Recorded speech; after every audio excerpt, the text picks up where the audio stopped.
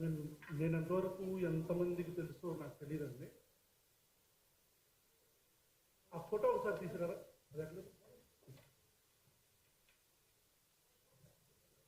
So okay, ఒక 2 సంవత్సరాల క్రితం, నాట్ 2 years, మేబీ ఒక సంవత్సరం క్రితం ఒక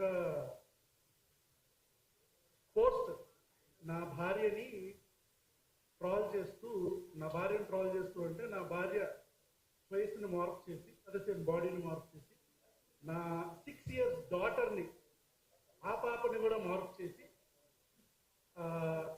వాళ్ళు ధమ్కి ఏమనంటే, నువ్వు పవన్ కళ్యాణ్ గురించి మాట్లాడితే నీ కూతురుని వచ్చి రేప్ చేస్తావు.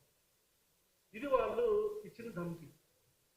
వాళ్ళు నా భార్య ఇన్స్టాగ్రామ్ అకౌంట్లోకి వెళ్ళిపోయి, నేను పర్సనల్గా ఇంట్లో చిన్న పాపతో, I mean when my daughter was around 1 year 6 months, అప్పుడు మేము ఆడుకుంటున్న ఫోటోలు తీసి, వీడియోస్ తీసి, ఇదిగో ఇదేగా నీ కూతురు, దీన్ని మేము రేప్ చేస్తాం. I felt very bad.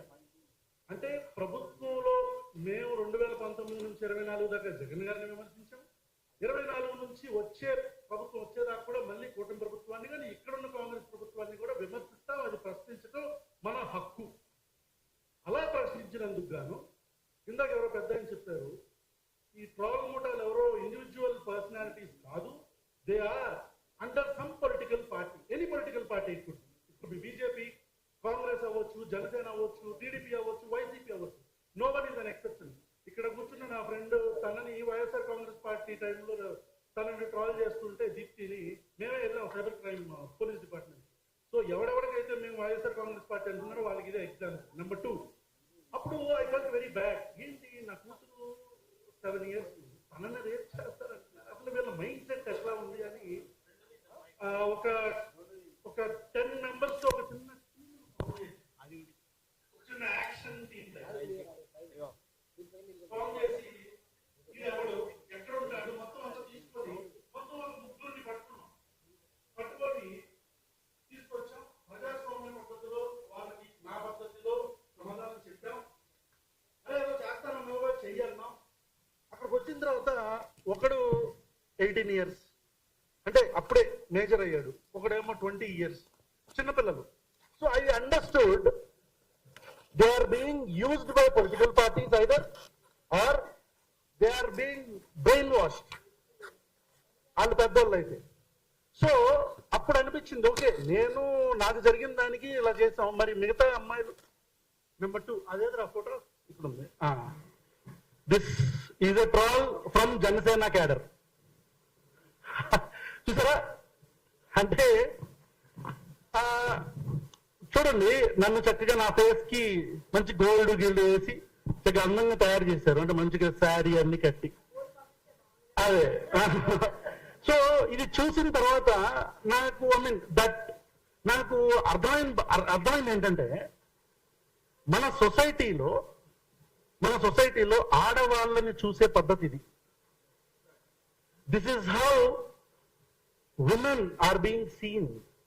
ఆడవాళ్ళని మనం ఇలాగే చూస్తున్నాం. అంటే వాడు ఏమనుకున్నాడంటే, ఒక అమ్మాయి బాడీకి నా తలకాయ పెట్టేసి, ఒక స్త్రీ దేహానికి నా తలకాయ పెట్టి వాడు నన్ను ఇన్సల్ట్ చేస్తున్నాను అనుకున్నాడు. That is today's mind set.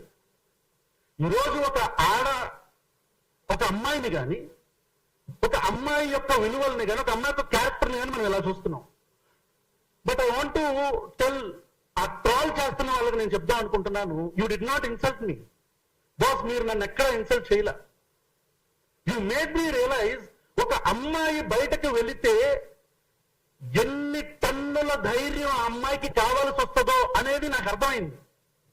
I understood. ఒక అమ్మాయిగా నేను ఒకవేళ ఇలాగే ఉంటే, నేను పబ్లిక్ ట్రాన్స్పోర్ట్ లో వెళ్తా, ఎవరో పట్టుకుంటాడు. నేను మెట్రోలో వెళ్తా, ఎవరో రుద్దుతామని చూస్తాడు. నేను ఆన్లైన్ లో ఒక పోస్ట్ కింద కామెంట్ పెడతా, ఇఫ్ ఐఎమ్ గర్ల్, నేను ఆన్లైన్ లో ఒక పోస్ట్ కింద కామెంట్ పెడతా, దాని కింద ఆ అమ్మాయి బాడీ షేమ్ చేస్తారు, లేదా ఆ అమ్మాయిని బూతులు తిడతారు. ఆ బూతులు కూడా మళ్ళీ ఆడవాళ్ళని ఉపయోగించే.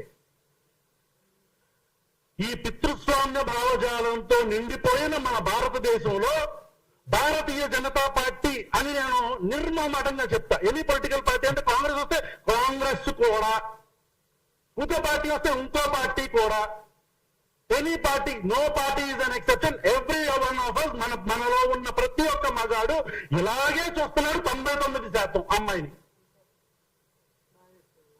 ప్రతి ఒక్క మగాడు, every man is a potential threat to a women. గుర్తుపెట్టుకోండి. నాట్ ఆల్ మెన్ కావచ్చు, but every time it is a man. ప్రతిసారి మగాడు కాకపోవచ్చు, కానీ చేస్తున్న ప్రతి ఒక్కరు మగాడే. కాల్ చేస్తున్న వాళ్ళు ఎంతమంది ఆడపిల్లలు పెడుతున్నారు?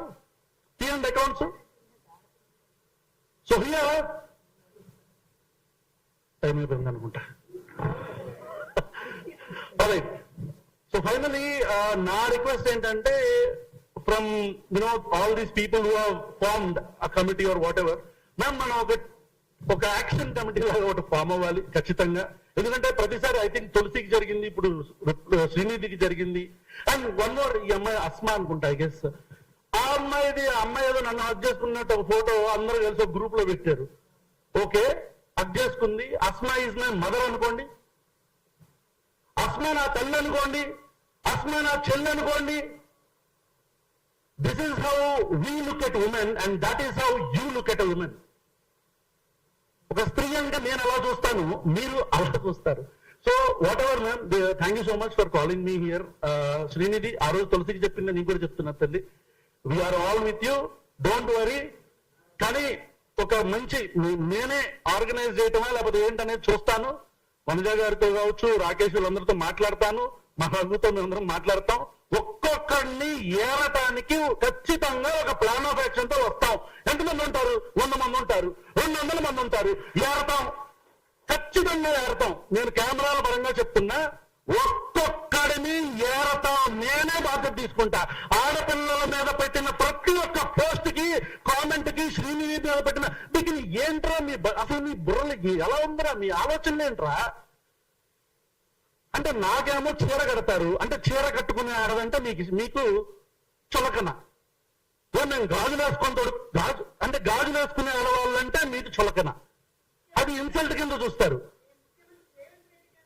అవును, ముఖ్యమంత్రి రేవంత్ రెడ్డి గారు మేము గాజులు వేసుకొని ఉన్నామా అంటే ఏమనుకుంటున్నారంటే, ఇంక మీ కార్యకర్తలు ఎలా చూస్తారు మిమ్మల్ని? లంగాగాడివా అంటారు, అంటే లహంగాలు వేసుకున్న ఆడవాళ్ళంటే మీకు చులకన. ఇక నేను మాట్లాడతా మొదలు పెడితే, I'm radical feminist, I speak for hours about this topic. But thank you so much అండి. మళ్ళీ చెప్తున్నా, నేనే ఒక కమిటీని ఫామ్ చేసి మొత్తం ఏర్తాం, ఇంక్లూడింగ్ మొట్టమొదటగా శ్రీనిధి మీద పెట్టిన పోస్ట్ గానే. అరే నీకే చెప్తున్నా, నేను ఇక్కడ ఉన్న వాళ్ళందరినీ కలుపుకొని వస్తే వస్తారు, లేకపోతే రారు. నేనే చెప్తున్నా, ఆ పేరు పెట్టినోడితో సహా మొత్తం బయటికి తీస్తాం. ఎవరవడానికి రెడీగా ఉండండి.